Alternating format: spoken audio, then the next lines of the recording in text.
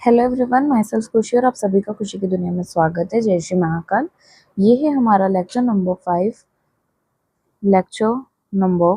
5 of paper number 3 part B, जो है हमारा साइंस का पेपर, जिसमें अभी तक हमने जो जो टॉपिक्स कवर कर लिए हैं, पढ़ लिए हैं, वो है हमारा हेल्थ और हाइजीन।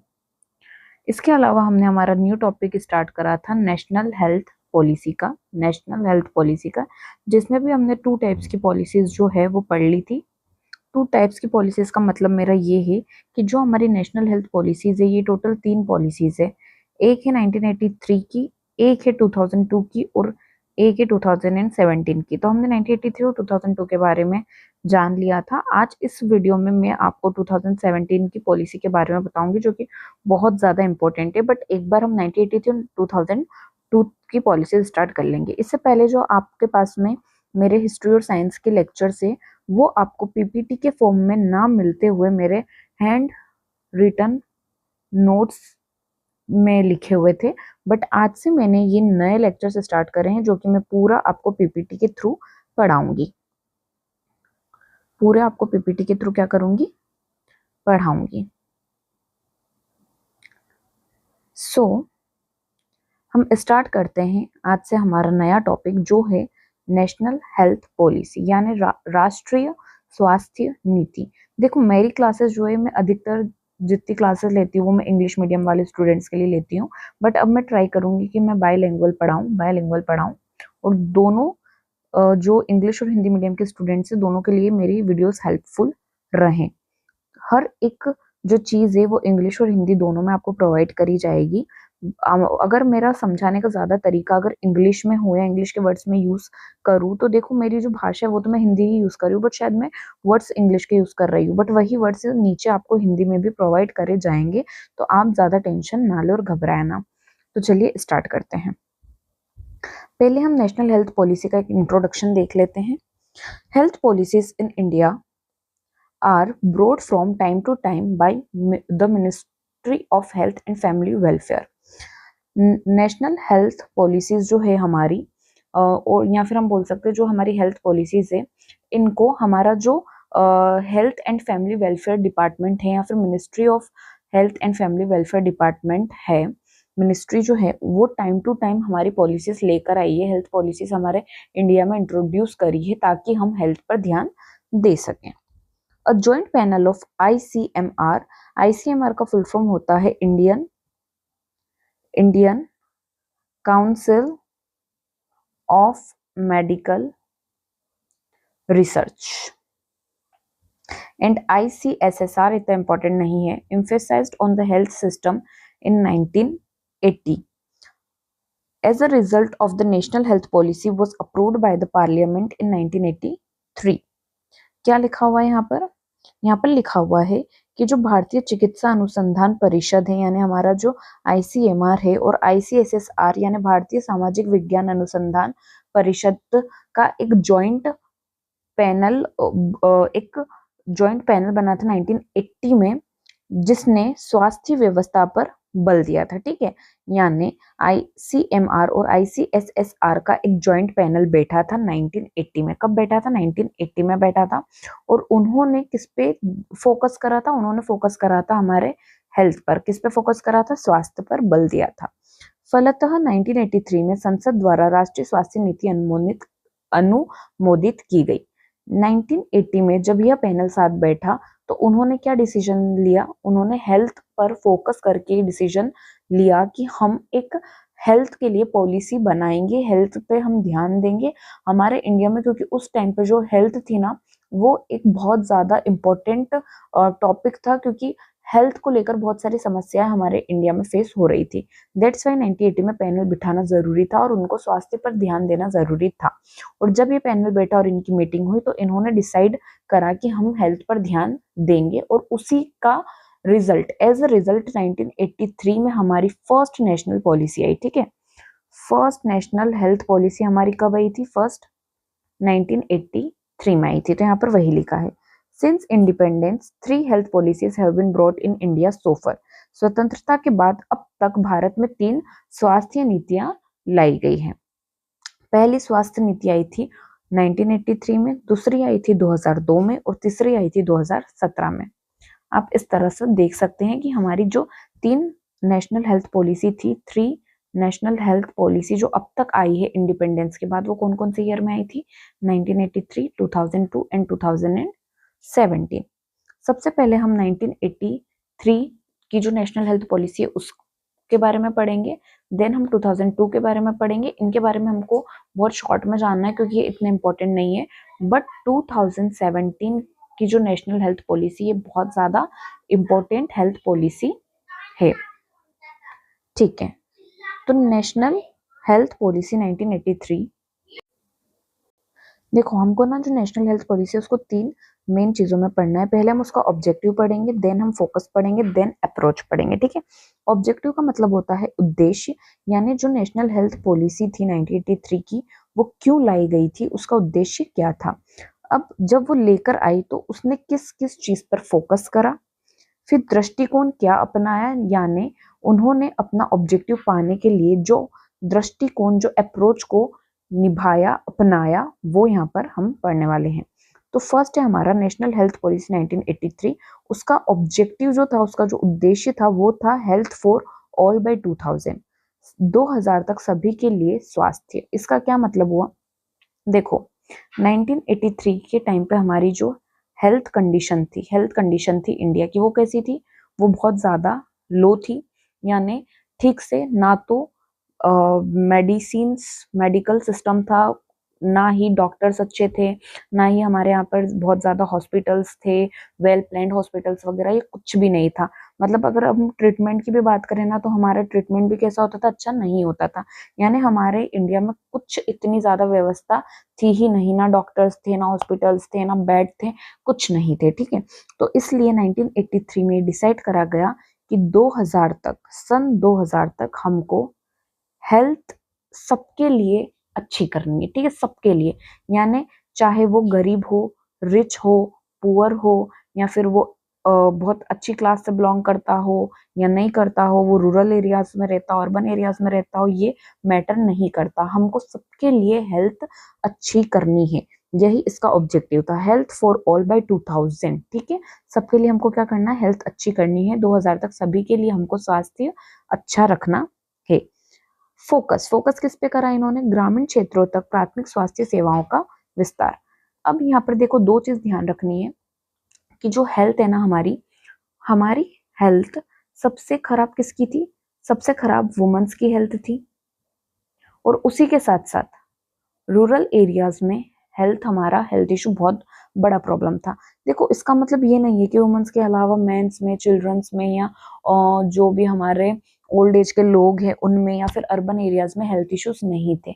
यहाँ सब भी हेल्थ इश्यूज थे, बट ज्यादा हेल्थ इश्यूज जो थे ना, वो वुमेन्स को और रूरल एरियाज में थे। ठीक है, मतलब अधिकतर हेल्थ इशू यहाँ पर देखने को मिल रहे थे, ये मेन पॉइंट था। ठीक है, दैट्स वाई सबसे पहले ये ध्यान रखा गया 1983 में कि हमको रूरल एरियाज तक प्राइमरी हेल्थ केयर को पहुंचाना है। ठीक है, यानी कहीं ना कहीं अर्बन एरियाज में तो हमारे हॉस्पिटल्स, डॉक्टर्स मिलते हैं, बट रूरल एरियाज में तो बिल्कुल भी नहीं मिलते हैं। और वुमेन्स के लिए भी बहुत कम योजनाएं हैं, या फिर उनकी भी हेल्थ इश्यूज बहुत ज्यादा बढ़ चुके हैं। तो दैट्स वाई इसका जो मेन फोकस एरिया था वो रूरल एरियाज था। ठीक है, मेन फोकस एरिया क्या था? रूरल एरिया था। ठीक है, अब हेल्थ फॉर ऑल यानी सबके लिए तो हेल्थ है ही 2000 तक, बट उसमें भी जो मेन फोकस था वो था उनका रूरल एरिया की, रूरल एरियाज तक हमको प्राथमिक स्वास्थ्य सेवाएं, हमारी कौन सी सेवाएं? प्राथमिक स्वास्थ्य सेवाएं का विस्तार करना है। Expansion of primary health care to rural areas. हमने क्या अप्रोच अपनाया था? Focus on preventive and promotive health care, यानी हमको अगर सबकी हेल्थ पानी है 2000 तक, सबकी हेल्थ पर ध्यान देना है, और स्पेशली अगर हमको रूरल एरियाज पर ध्यान देना है, तो उसके लिए जो हमने अप्रोच अपनाया वो था हमारा preventive and promotive health care, यानी निवारक और संवर्धक स्वास्थ्य सेवाओं पर जोर। कौन सी? निवारक एवं संवर्धक स्वास्थ्य सेवाओं पर जोर दिया हमने। अब इसका क्या मतलब हुआ? मान लीजिए किसी को कोई डिसीज हुई, तो उसे हमें किस तरह से रोकना है। एक तो ये, मान लीजिए किसी को टीबी हो गया, तो टीबी को हमें किस तरह से प्रिवेंट करना है, किस तरह से टीबी पर हमको रोक लगानी है, रोकना कैसे है उस डिसीज को, ठीक है। अगर पोलियो की बीमारी है तो उस चीज को कैसे हमको रोकना है, कैसे उस चीज को हमको प्रिवेंट करना है, हमको पहले तो उस पर ध्यान देना पड़ेगा। उसी के साथ साथ, प्रिवेंट करने के साथ साथ हमें प्रमोटिव हेल्थ केयर को भी अपनाना है। प्रमोटिव यानी संवर्धक स्वास्थ्य, हमें संवर्धक स्वास्थ्य को भी अपनाना है। इसका क्या मतलब हुआ कि ज्यादा से ज्यादा अगर टीबी डिसीज को लेकर चले तो हमको ज्यादा से ज्यादा लोगों तक उसके लिए जागरूकता फैलानी है, ठीक है, प्रमोट करना है कि किस तरह से हमें टीबी से बचाया जा सकता है, क्या क्या हमको टीबी से बचने के लिए उपाय फॉलो करने चाहिए, किस तरह से हमको पोलियो के लिए वैक्सीन वगैरह लगानी, मतलब इन सारी चीजों को प्रमोट करना, ज्यादा से ज्यादा नॉलेज फैलाना, इंफॉर्मेशन को फैलाना, जिससे लोग अपनी हेल्थ पे क्या करें, ध्यान दे। तो ये इसके मेन पॉइंट है। आई होप सो मैंने आपको अच्छे से समझाया होगा। अब नेक्स्ट आता है हमारा नेशनल हेल्थ पॉलिसी 2002। इसका ऑब्जेक्टिव क्या है 2002 की नेशनल हेल्थ पॉलिसी का? देखो 1983 की जब पॉलिसी आई थी तो उसमें हमने क्या करा था, 2000 तक का टारगेट रखा था कि 2000 तक हमको हेल्थ फॉर ऑल करना है। 2000 तक हमने बहुत सारे जो हमने गोल्स रखे थे वो हमने अचीव भी करे हैं, यानी बहुत हद तक हमने हमारी इंडिया की जो हेल्थ प्रॉब्लम थी, देखो हेल्थ प्रॉब्लम तो इंडिया में आज भी है, आज तक भी ऐसा नहीं हुआ कि हेल्थ प्रॉब्लम हमने मिटा दी हो। तो 2000 तक हमने बहुत हद तक हेल्थ प्रॉब्लम में सुधार कर लिया था। अब जब 2000 तक हमने हेल्थ प्रॉब्लम में सुधार कर लिया था, जो हमने गोल्स रखे थे उनमें, तो अब हमने नए हमारे गोल्स बनाए, जिन जिन सेक्टर्स में सुधार नहीं हो पाया था, जिन जिन चीजों पे हम फोकस नहीं कर पाए थे, उनके लिए हमने वापस से न्यू ऑब्जेक्टिव्स बनाए कि किस तरह से हमको जो चीज हमने नहीं फुलफिल करी उन्हें वापस से किस तरह से फुलफिल करनी है। तो जब हमने नए ऑब्जेक्टिव्स बनाए तो उसके लिए हम नई हेल्थ पॉलिसी लेकर आए 2002 में। तो 2002 में हमारी नेशनल हेल्थ पॉलिसी आई थी सेकेंड, ठीक है। इसका ऑब्जेक्टिव क्या था? To ensure equitable access to health care, यानी सभी के लिए समान स्वास्थ्य सेवाएं सुनिश्चित करना। इसका मतलब ये होता है कि सभी इंसान, सभी यानी सभी, भले वो महिला हो या वो पुरुष हो, या तो वो बच्चे हो, चिल्ड्रन हो, या तो वो ओल्ड पीपल्स हो, ठीक है, ये हो, या फिर वो अमीर हो या फिर वो गरीब हो, वो पैसे वाला हो, रिच, या फिर वो पुअर हो, ठीक है, ये, या फिर हम अगर देख के चले तो वो कोई भी एरियाज में रह रहा हो, वो या तो रूरल एरिया में रह रहा हो या अर्बन एरिया में रह रहा हो, वो कहीं भी रह रहा हो, सबको हमें इक्वल हेल्थ के लिए इक्वल हेल्थ केयर प्रोवाइड करना है, ठीक है।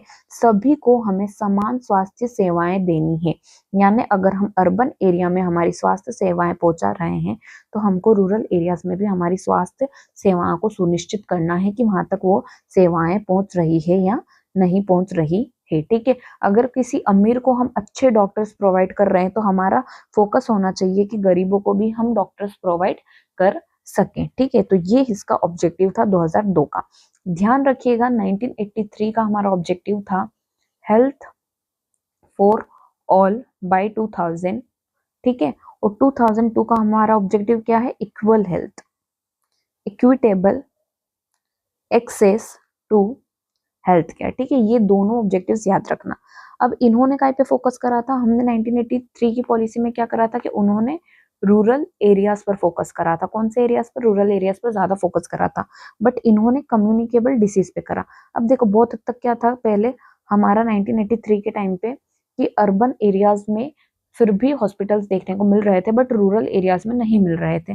दैट्स व्हाई 1983 में हमने रूरल एरियाज का टारगेट रखा और हमने कहीं बहुत हद तक रूरल एरियाज में क्या करा, रूरल एरियाज में भी बहुत हद तक हमने हेल्थ केयर को पहुंचाया, प्राइमरी हेल्थ केयर को हमने पहुंचाया। जब हमारे वो टारगेट्स पूरे होने लगे तो अब हमने ओवरऑल हमारे पूरे इंडिया में जितनी भी हमारी कम्युनिकेबल डिसीजेस चल रही है, जो बहुत हद तक फैल रही थी, बहुत मेन फोकस था ये डिसीजेस में। तो जो कम्युनिकेबल डिसीजेस का हमारा प्रॉब्लम था, मेजर इशू जो था, हमको अब उसे कंट्रोल करना था। कम्युनिकेबल डिसीजेस में क्या क्या आ जाती है? पोलियो आ जाता है, काला आजार आ जाता है, फाइलोरेसिस आ जाता है, जैसे कि आज के टाइम पे मैं बताऊं तो कोरोना आ जाएगा। नॉन कम्युनिकेबल डिसीज में कम्युनिकेबल डिसीज जो फैलती है, वायरस से फैलती है, ठीक है, वो सारी चीजें। नॉन कम्युनिकेबल डिसीज में जैसे कि हमारा क्या आ जाएगा, जल्दी बताओ क्या आएगा?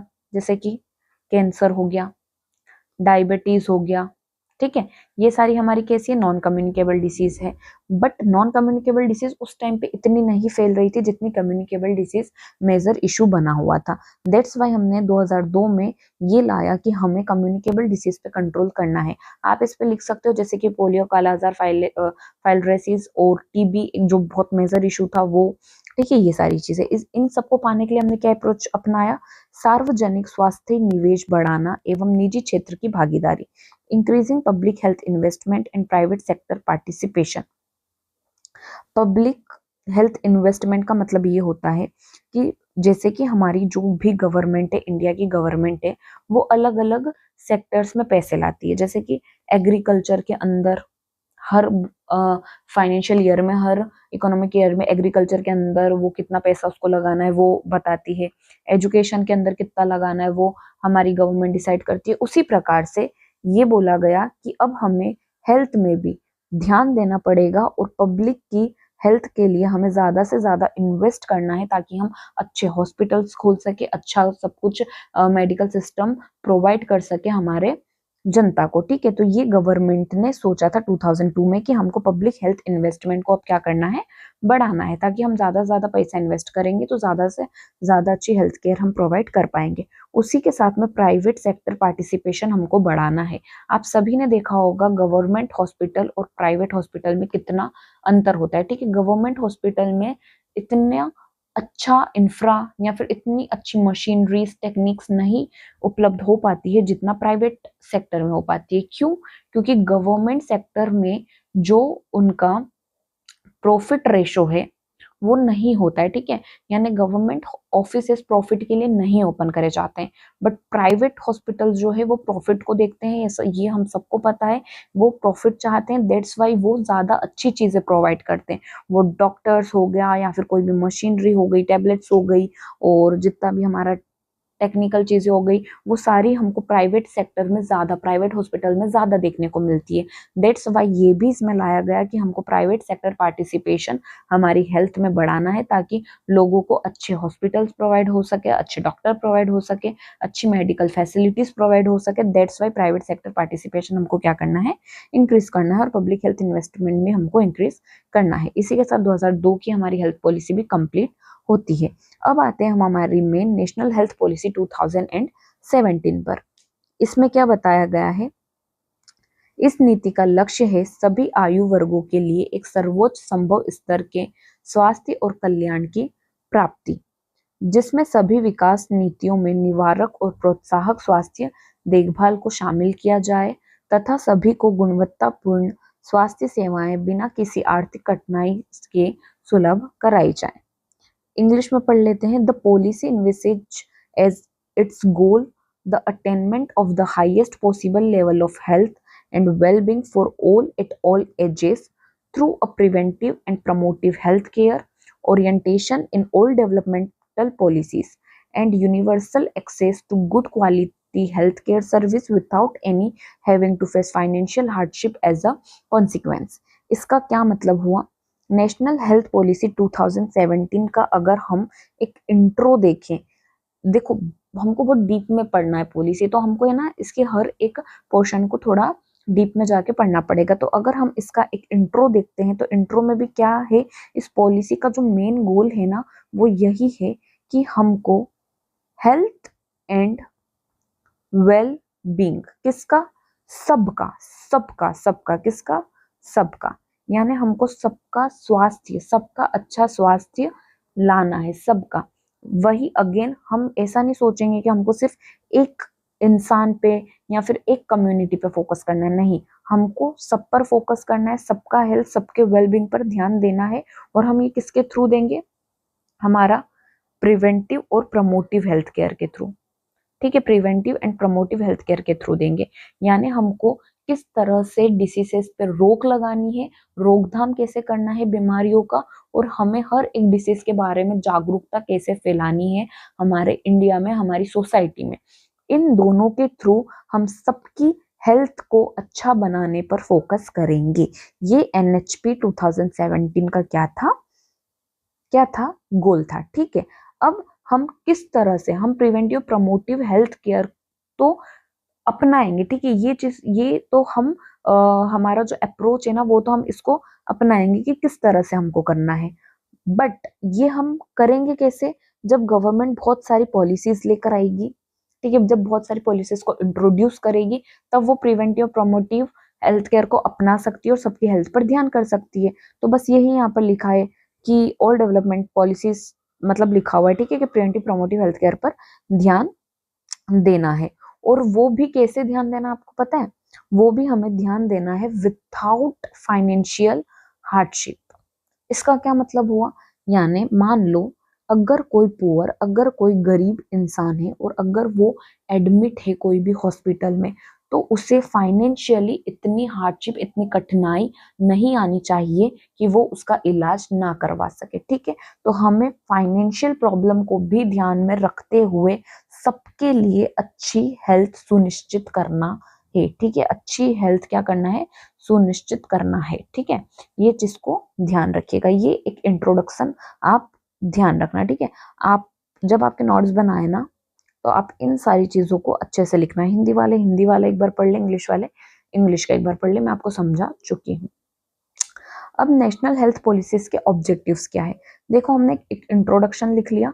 अगर 1983 और 2002 से क्वेश्चन आएगा तो यहाँ तो वो 2 मार्कर आ जाएगा कि बताओ NHP 1983 क्या है, या फिर बताओ NHP 2002 क्या है। या फिर हो सकता है ऐसा आ जाए कि NHP के बारे में बता दो, तो अगर सिर्फ NHP पे आए तो हमको 1983 को भी हम बता देंगे, 2002 को भी बता देंगे, 2017 को भी बता देंगे, ठीक है। तो इस तरह से क्वेश्चंस बन सकते हैं इन पे।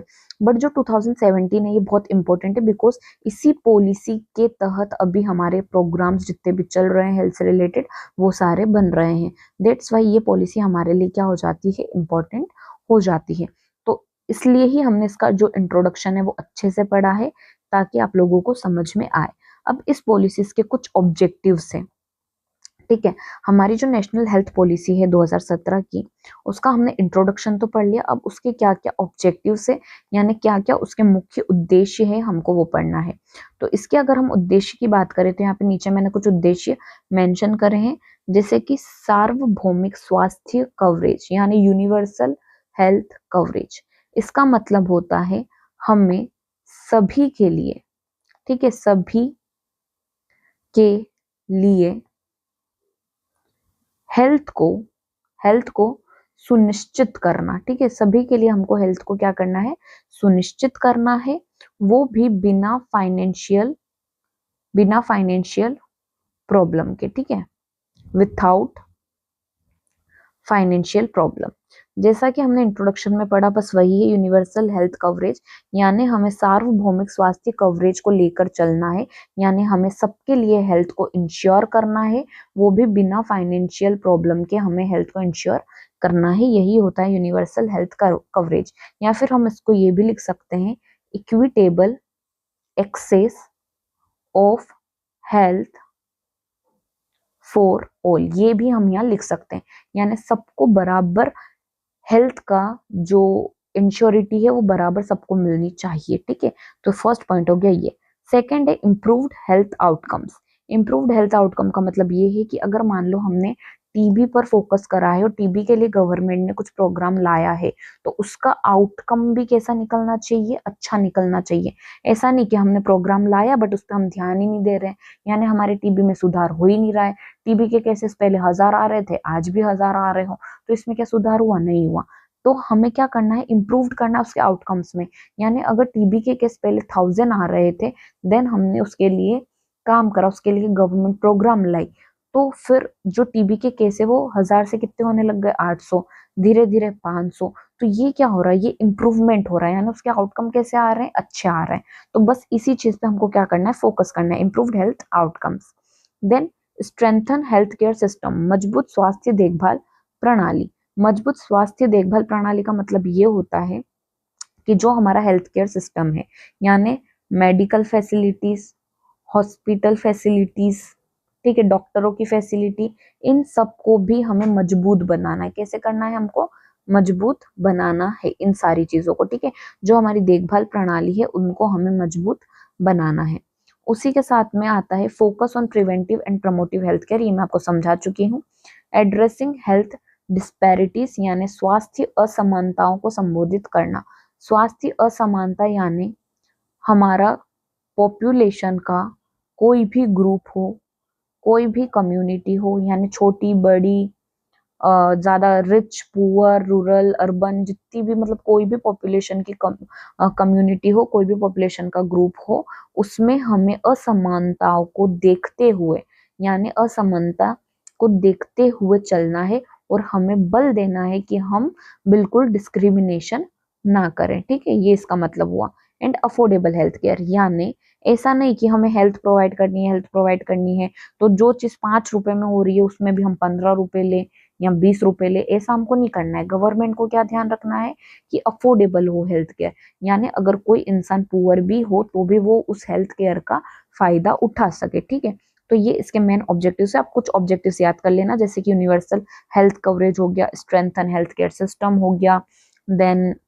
अफोर्डेबल हेल्थ केयर हो गया, इम्प्रूव्ड हेल्थ आउटकम्स हो गया, focus on preventive promotive health care हो गया। ये मतलब आपको ना याद भी है, मैंने आपको समझा इतना दिया कि आई होप सो आपको ये चीजें याद भी है। मेन ऑब्जेक्टिव्स के बाद हमें 7 पिलर्स पढ़ने हैं। ये हमको अगेन अलग से 7 मार्कर भी आ सकता है। प्रीलिम्स में यहाँ से क्वेश्चन आया था, प्रीलिम्स में यहाँ से डायरेक्ट क्वेश्चन पूछा गया था, दैट्स वाई ये बहुत ज्यादा इंपॉर्टेंट है। मेंस में भी डायरेक्ट पूछा जा सकता है कि NHP 17 के 7 पिलर बताओ। ठीक है, हमने इंट्रो पढ़ लिया, हमने ऑब्जेक्टिव पढ़ लिया, अब हम पढ़ने वाले हैं पिलर्स किसके, NHP 17 के। इसके 7 पिलर्स क्या है? पहला पिलर है स्वच्छ भारत अभियान। NHP 17 में मुख्य रूप से जोर दिया गया है किन किन चीजों पर? ठीक है, 7 पिलर्स का मतलब ये है कि NHP 2017 में क्या हुआ, कुछ ऐसे फोकस्ड एरियाज थे, कुछ ऐसे फोकस्ड एरिया थे जिस पे गवर्नमेंट ने ध्यान दिया था। ठीक है, जिस पे गवर्नमेंट ने क्या करा था, ज्यादा मुख्य रूप से जोर दिया था, बल दिया था कि हाँ ये एरियाज हम लेकर आएंगे, इन चीजों पर हम फोकस करेंगे जिसके थ्रू हम हेल्थ को इंश्योर कर सके, गुड हेल्थ को इंश्योर कर सके। जिसमें हमारा फर्स्ट जो रूप है वो है स्वच्छ भारत अभियान, यानी गवर्नमेंट स्वच्छ भारत अभियान लेकर आई और हेल्थ सुधारने के लिए हमको इस अभियान पर ज्यादा से ज्यादा फोकस करना है, जोर डालना है, बल डालना है, ताकि हम स्वच्छ भारत अभियान मिशन को अच्छे से चला पाए और जिससे हमारी हेल्थ पर एक अच्छा बेहतरीन असर मिले। ठीक है, सेकेंड है balanced and healthy diet and regular exercise, यानी गवर्नमेंट ने इस चीज को भी बहुत प्रमोट करा कि आप लोगों को संतुलित भोजन खाना चाहिए, संतुलित स्वास्थ्य वर्धक यानी हेल्दी डाइट, यानी जो हमारी हेल्थ के लिए क्या हो, अच्छी हो, वो स्वास्थ्य वर्धक आहार और नियमित व्यायाम, यानी हमें रेगुलर एक्सरसाइज भी करनी चाहिए हमारी हेल्थ को अच्छा रखने के लिए। फिर है addressing tobacco alcohol and substance abuse, तंबाकू शराब और नशीले पदार्थों का दुरुपयोग का समाधान, यानी जितने लोग तंबाकू शराब और नशीले पदार्थों का सेवन कर रहे हैं, जो दुरुपयोग कर रहे हैं, तो उनका भी किस तरह से समाधान किया जाए इस पर भी ध्यान दिया। यात्री सुरक्षा, यात्री सुरक्षा एक स्कीम है, जैसे हमारी स्वच्छ भारत अभियान है वैसे ही यात्री सुरक्षा भी एक स्कीम है जिसपे हमको ध्यान देना है।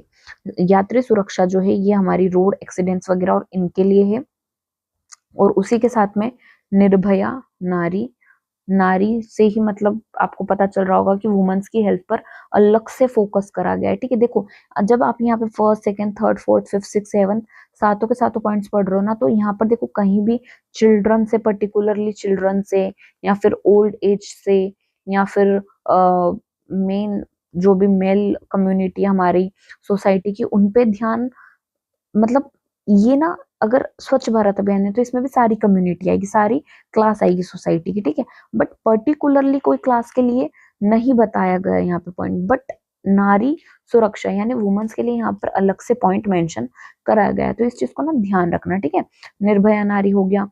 Then reduced stress and improved safety in the workplace, यानी वर्क प्लेस पर भी, कार्यस्थल पर भी तनाव में कमी और सुरक्षा में सुधार, इसमें भी ध्यान दिया गया। सेवंत भीतरी और भारी वायु प्रदर्शन में कमी, reducing indoor and outdoor air pollution, air pollution भी बहुत बेकार चीज है, दैट्स वाई उस पर भी ध्यान दिया गया है। तो ये 7 के 7 पॉइंट आपको ना बिल्कुल रट्टे होने चाहिए। कैसे होने चाहिए? रट्टे होने चाहिए। वंस अगेन स्वच्छ भारत अभियान, सेकेंड है हमारी balanced healthy diet and regular exercise, third है हमारा addressing tobacco, alcohol and substances abuse. Fourth है यात्री सुरक्षा। फिफ्थ है निर्भया नारी। सिक्स्थ है reduce stress and improved safety in the workplace. Seventh है reducing indoor and outdoor air pollution. Hindi में अगर हम इनको पढ़े तो फर्स्ट है हमारा स्वच्छ भारत अभियान। सेकेंड है संतुलित स्वास्थ्य वर्धक आहार और नियमित व्यायाम। तीसरा है तंबाकू, शराब और नशीले पदार्थों के दुरुपयोग का समाधान। चौथा है यात्री सुरक्षा। पांचवा है निर्भया नारी। छठा है कार्यस्थल पर तनाव में कमी और सुरक्षा में सुधार। सातवां है भीतरी और बाहरी वायु प्रदूषण में कमी। अब हम पढ़ेंगे main goals of health policy 2017, यानी जो मेन गोल्स क्या क्या रहे हैं 2017 की पॉलिसीज में, मतलब हमने गोल क्या क्या रखा है, किस किस चीज को हमें अचीव करना है। और ये मैं स्टार लगा देती हूँ, ये प्रीलिम्स और मेंस दोनों के लिए बहुत ज्यादा इंपॉर्टेंट है। जो भी गोल मैं आपको पढ़ाने वाली हूँ ना, ये सारे गोल्स बहुत ज्यादा इंपॉर्टेंट होने वाले हैं, ठीक है। तो जो हमारा पहला गोल है, हमारा फर्स्ट गोल जो है वो है 2025 तक जन्म के समय जीवन प्रत्याशा में 67.5 से 70 तक की वृद्धि। Increase in life expectancy at birth from 67.5 to 70 by 2025। देखो ये जितने भी मैं आपको गोल्स पढ़ाने वाली हूँ ना, ये बहुत ज्यादा इंपॉर्टेंट है। इनमें ना तीन चीजें हमको ध्यान रखनी है। किस तरह से, देखो मैं लिख कर बता देती हूँ। गोल्स, वन सेकेंड, ठीक है।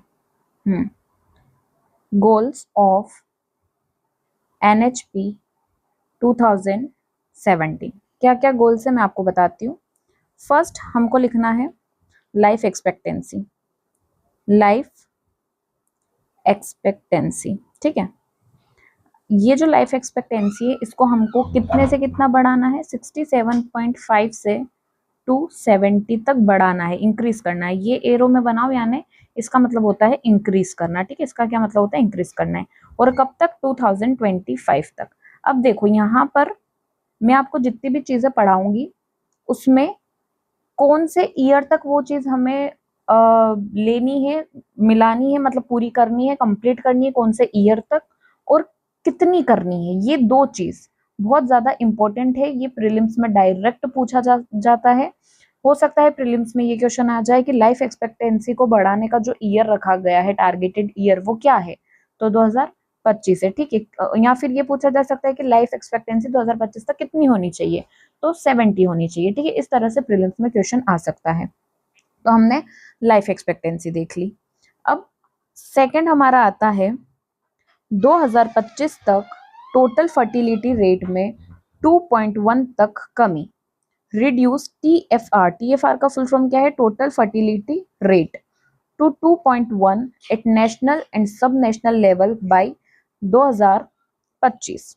यानी टोटल फर्टिलिटी रेट में हमको कमी लानी है और कितना करना है, 2.1 करना है। कब तक, 2025 तक। देखो अभी 2026 चल रहा है, बट जब 2017 में पॉलिसी लाई गई तो उसको 2025 तक टारगेट रखा गया था। दैट्स वाई अगर हम 2017 के पर्सपेक्टिव से ही देखें तो अभी हमें 2025 तक के ये जो गोल्स है वो हमको ध्यान रखने हैं।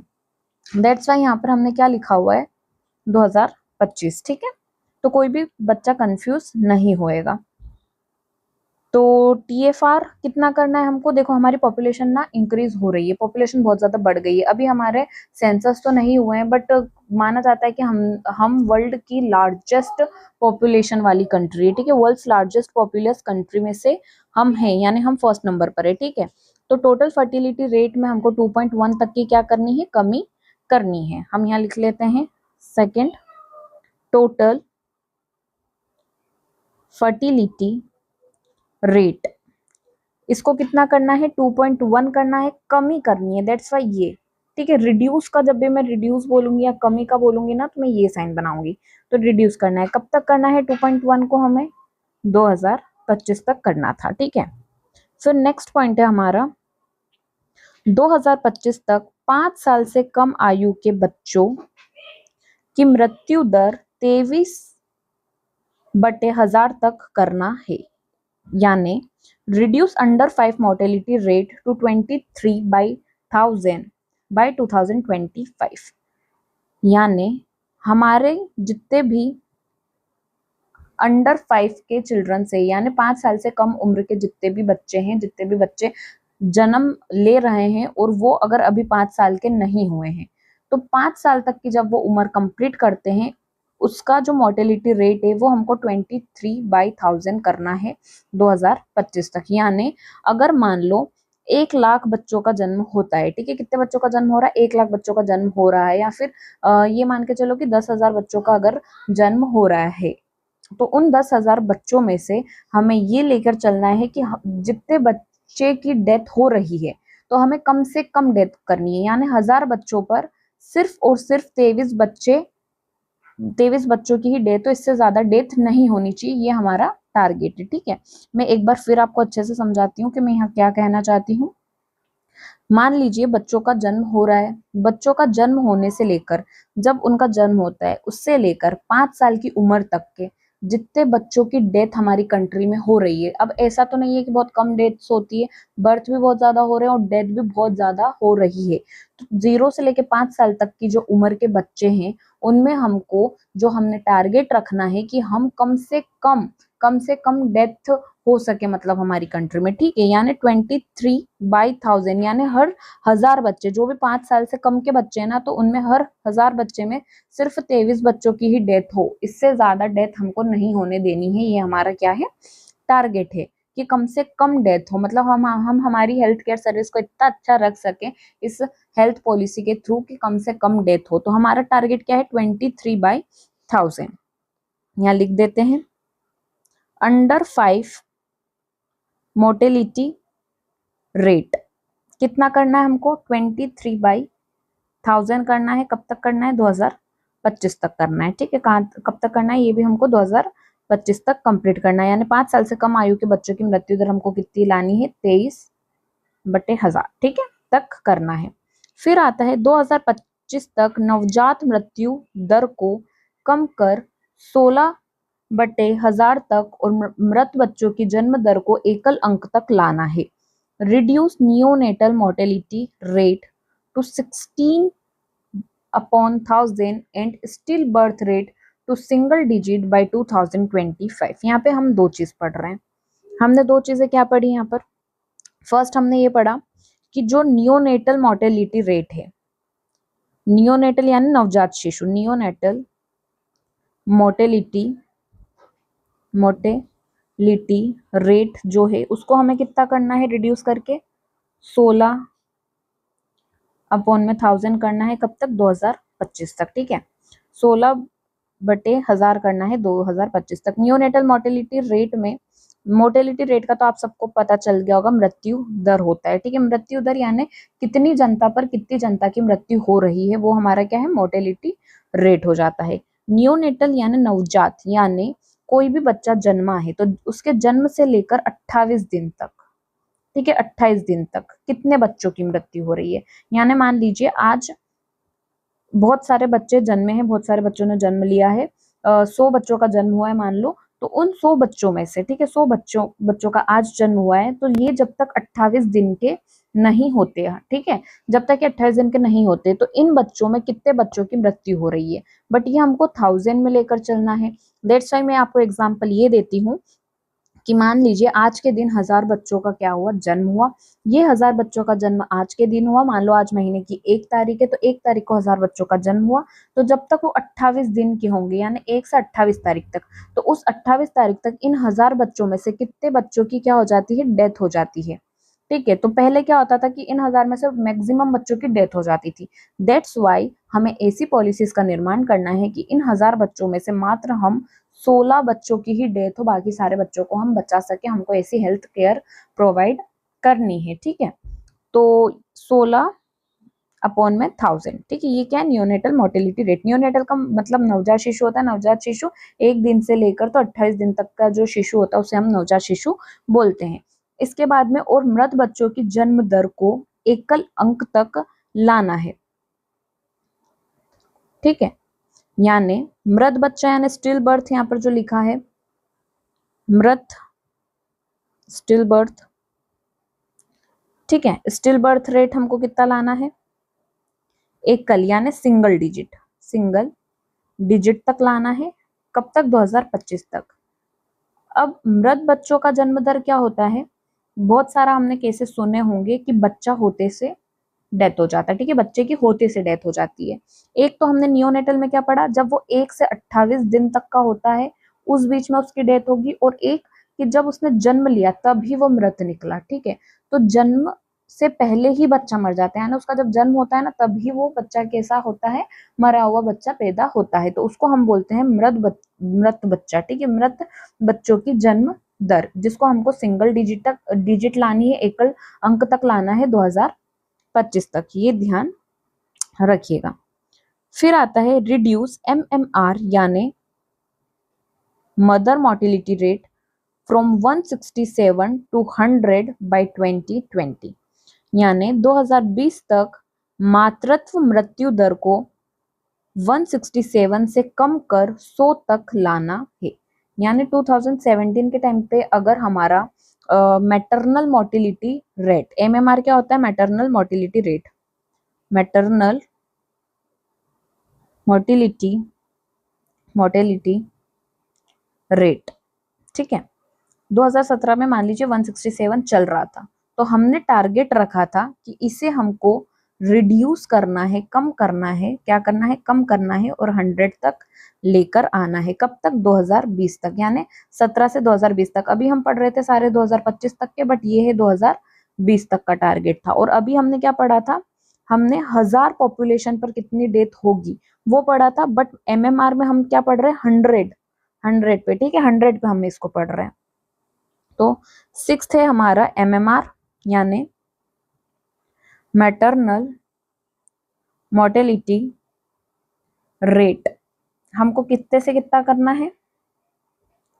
167 टू 100 तक करना है, कम करना है, इसको क्या करना है? रिड्यूस करना है। और कब तक करना है? 2020 तक करना है, ठीक है। ये सारे टारगेट हमारे 2025 तक के थे, बट ये जो हमारा नीचे का टारगेट है 2020 तक का था, तो इसको ध्यान रखिएगा। फिर है रिड्यूस IMR यानी infant mortality rate, infant mortality rate, ठीक है। मैंने आपको क्या बताया था? नियोनेटल क्या होता है? नियोनेटल क्या होता है? नियोनेटल होता है 1 दिन से लेकर 28 दिन तक का बच्चा। और इन्फेंट क्या होता है? इन्फेंट होता है हमारा 1 साल से कम का बच्चा, यानी 1 साल से कम तक, उसकी उम्र 1 साल तक हो, ठीक है। 1 साल से जब वो ऊपर हो जाएगा तो वो फिर इन्फेंट में नहीं आएगा, बट 1 साल से नीचे के बच्चे इन्फेंट में आते हैं, और 28 दिन तक के बच्चे नियोनेटल यानी नवजात शिशु में आते हैं। तो हमारा जो इन्फेंट मोर्टेलिटी रेट है, यानी जो हमारे 1 साल के अंदर अंदर के बच्चे जो बहुत ज्यादा जिनकी मृत्यु हो रही है, उनकी मृत्यु दर हमको कम करके 28 तक लानी है। यानी 1000 बच्चों पर 28 बच्चे ही मृत होने चाहिए, इससे ज्यादा नहीं होने चाहिए। और इसका टारगेट हमारा रखा गया था 2019। कितना रखा गया था? 2019। यहाँ लिख देते हैं infant mortality rate, infant mortality rate कितना होना चाहिए हमारा?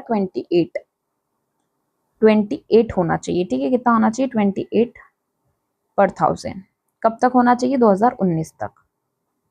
इतना कम करना है हमको 2019 तक, ठीक है। हमको क्या करना है? 2019 तक कम करना है।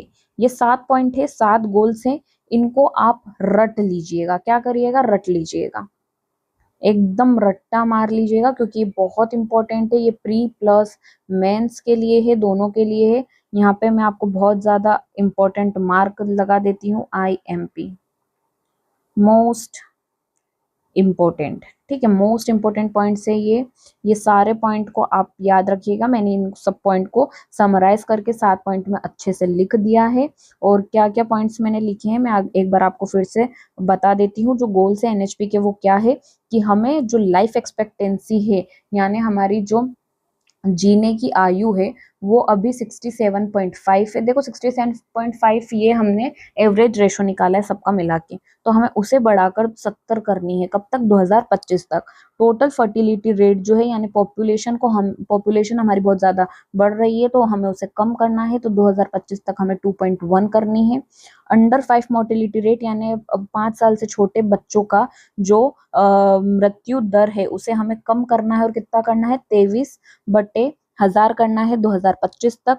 नियोनेटल मोर्टेलिटी रेट का मतलब होता है नवजात शिशु मृत्यु दर, तो नवजात शिशु मृत्यु दर को हमें 16 करना है 2025 तक। स्टिल बर्थ रेट यानी जो बच्चे पैदा ही मृत होते हैं उनकी संख्या हमें सिंगल डिजिट में लानी है 2025 तक। अभी तक सारा हमारा 2025 तक चल रहा था, लेकिन मैटरनल मोर्टिलिटी रेट का ईयर 2020 हो जाता है और 2020 तक हमें 100 करना है और इन्फेंट मोर्टिलिटी रेट को 28 करना है 2019 तक। इसको याद करने का एक तरीका अगर मैं आपको बताऊं तो देखो कंफ्यूज होते हैं, तो सबसे पहले ये लिख लो। सबसे पहले हमको क्या लिखना है, सबसे पहले हमको लिखना है कि होते से ही कितने बच्चों की मृत्यु हो जाती है, तो स्टिल बर्थ रेट, ठीक है।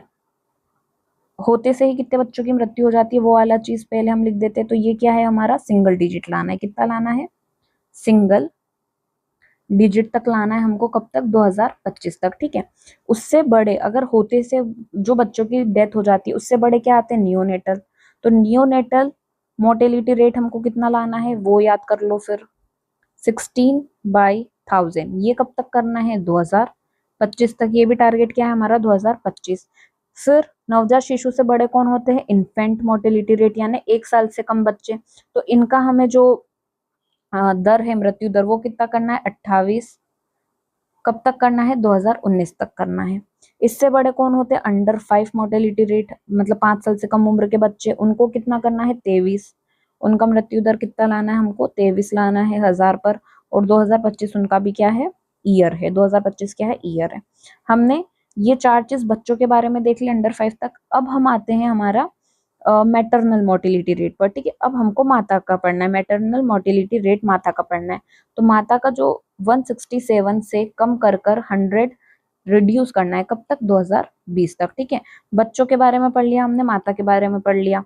कितने हो गए हमारे, 5 पॉइंट। अब 6 और 7 पॉइंट, हमारा 2 पॉइंट और क्या बच रहा है, एक है हमारा टोटल फर्टिलिटी रेट और एक है लाइफ एक्सपेक्टेंसी, लाइफ एक्सपेक्टेंसी, और एक है हमारा टोटल फर्टिलिटी रेट। तो टोटल फर्टिलिटी रेट 2.1 लाना है 2025 तक और लाइफ एक्सपेक्टेंसी को 67.5 से लेकर 70 तक बढ़ाना है 2025 तक, ठीक है। तो आप इसको जब ऐसे तोड़ के याद करने का कोशिश करोगे ना, कि हमने बच्चों बच्चों का एक में याद कर लिया, देन मदर का अलग से कर लिया और 2 अलग पॉइंट हमने अलग से कर लिए, तो आपको याद करने में ये ना बहुत ज्यादा इजी रहेगा, ठीक है। क्या रहेगा, इजी रहेगा। इस तरह से हम इस चीज को बहुत इजीली याद कर सकते हैं और ये बहुत ज्यादा इंपॉर्टेंट है याद करना। तो आप जितना अच्छे से हो सके ना उतने अच्छे से इन चीज को रट्टा मार लीजिएगा, याद कर लीजिए, याद करना बहुत ज्यादा जरूरी है। चलिए तो हम आगे के गोल्स और पढ़ते हैं। सिर्फ इतने गोल्स नहीं है जो मैंने आपको पढ़ाया ना, 7 गोल्स ये ही नहीं है, ये तो बहुत ज्यादा इंपॉर्टेंट हो जाते हैं जिनको आपको रट्टा मारना ही है, अच्छे से याद करना ही है। बट इसके अलावा भी बहुत सारे गोल है जो कि हमको पढ़ना है। देखो टोटल 5 स्लाइड्स के गोल्स हैं जिनमें हमने स्लाइड 1 स्लाइड 2 कंप्लीट कर ली है, जो बहुत इंपॉर्टेंट है, ध्यान रखिएगा। अब 3 स्लाइड के गोल्स हमें और पढ़ना है, वो भी ध्यान रखिएगा।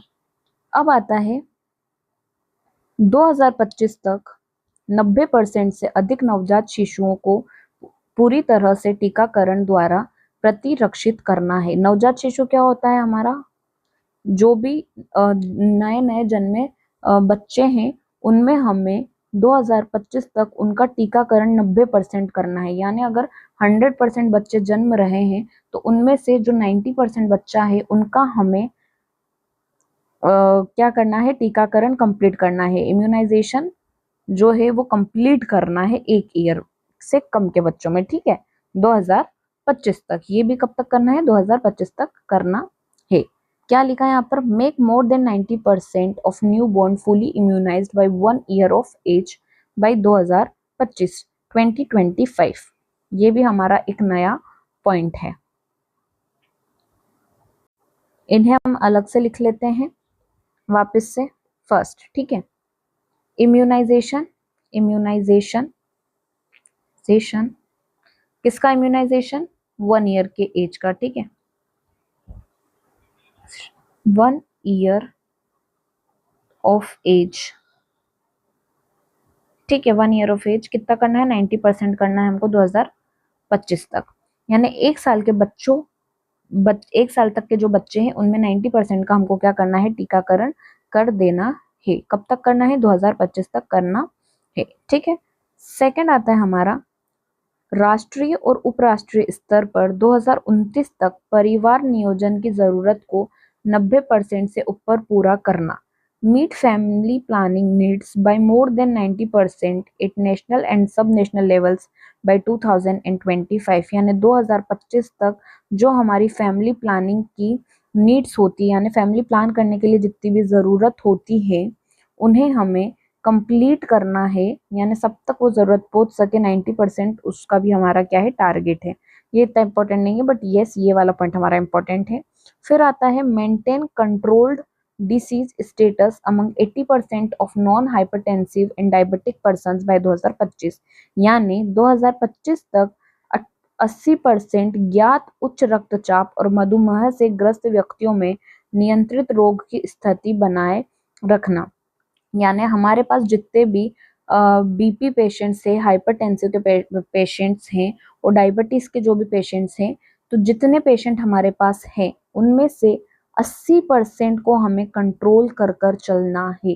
ठीक है। मान लो 100% पेशेंट है हमारे पास में बीपी के और शुगर के, तो उसमें से जो 80% लोग हैं, पेशेंट है, उन्हें हमें क्या करना है? कंट्रोल में लेकर चलना है। ये यहाँ पर हमको लिखा हुआ है। नेक्स्ट आता है reduce prevalence of current tobacco use by 50% by 2020 and 30% by 2025, यानी वर्तमान तंबाकू के इस्तेमाल के प्रसार को 2020 तक 15% और 2025 तक 30% कम करना है। यानी जितना जो भी लोग टोबैको को यूज करते हैं उनको उसका यूज कम करना है, उसका इस्तेमाल करने का जो मतलब जो जितने लोग उसे इस्तेमाल करना है उसमें हमको रिडक्शन करना है। 2020 तक 15% करना है और 2025 तक 30% करना है। ये भी इम्पोर्टेंट है, ध्यान रखिएगा। फिर आता है 2025 तक 5 साल से कम आयु के बच्चों को स्टंटिंग के प्रसार में 40% की कमी लानी है। रिड्यूस स्टंटिंग इन चिल्ड्रंस अंडर 5 बाय 40%। ठीक है।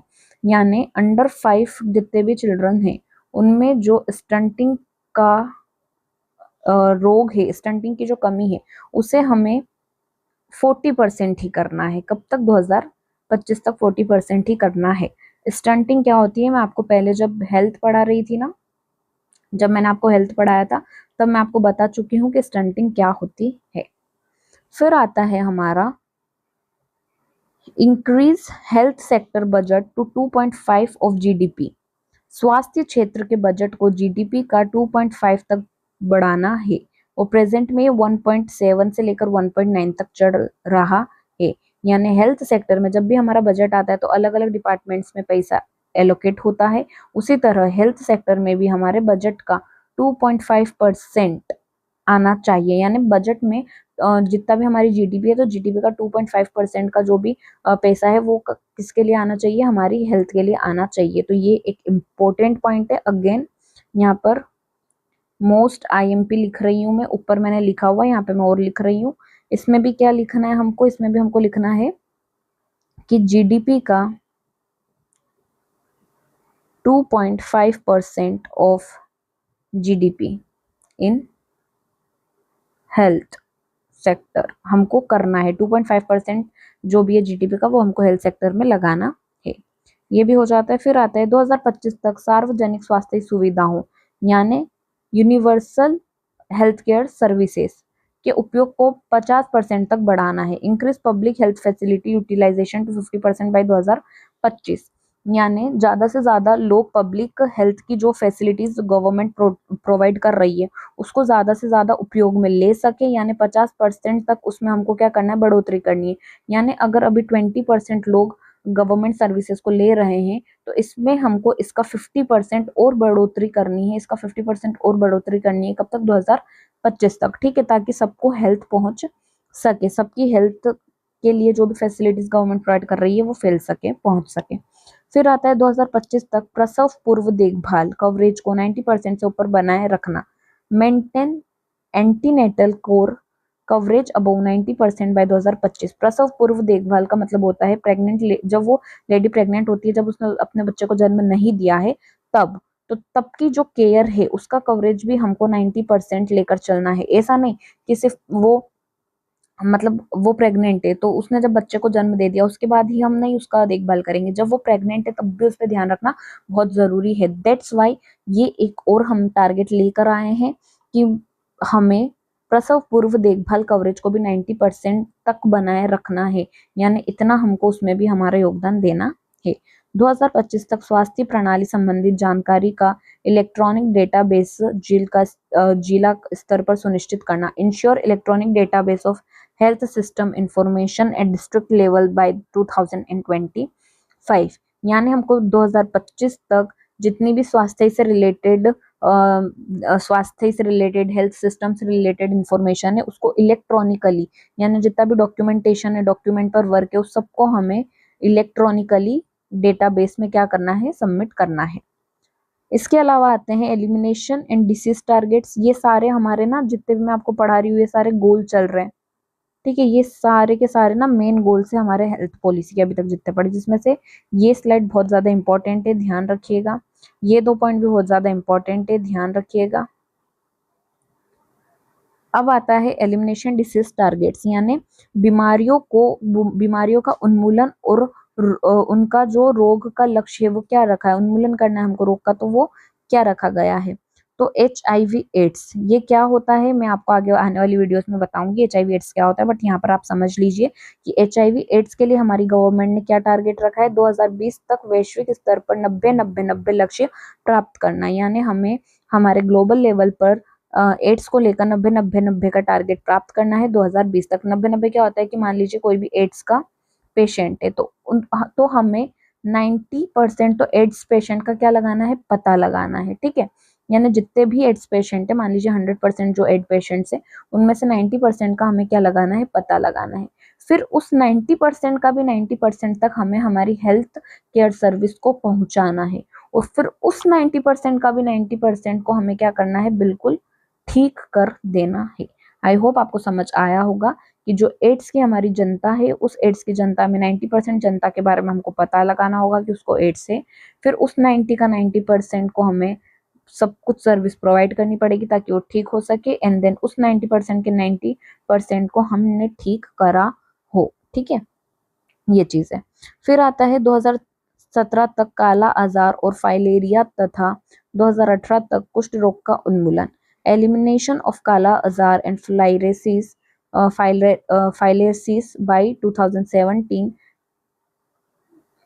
एंड लेप्रोसी बाय 2018, ठीक है।